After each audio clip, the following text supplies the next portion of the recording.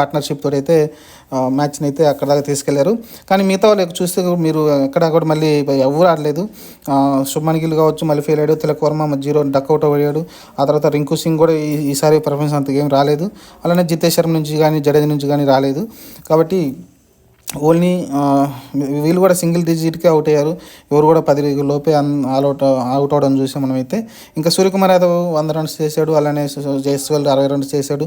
మంచి strike rate, అది అతనికి కాదు యాక్చువల్గా స్ట్రైక్ రేటు 146. అతనిది మామూలుగా అతను కెరీర్లోనే దాదాపు 177 దాకా ఉంది. కానీ ఇక్కడ 146 వచ్చింది. కానీ స్లోగా ఆడాడు. పవర్ ప్లేలోనే రెగ్యులర్గా అవుట్ అవుతా ఉన్నాడు. కానీ ఇక్కడైతే పవర్ ప్లేలో దాటి మిగతా టైం కూడా ఆడడం చూసాం.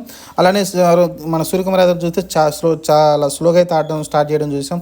25 బాల్కి 27 రన్స్ ఎంత కొట్టాడంతే. ఆ తర్వాత అయితే మిగతా రన్స్ అన్నీ కూడా చాలా తక్కువలో కొట్టడం చూసాం. 30 బాల్స్లోనే దాదాపు 70 రన్స్ అయితే చేయడం చూసాం మనం.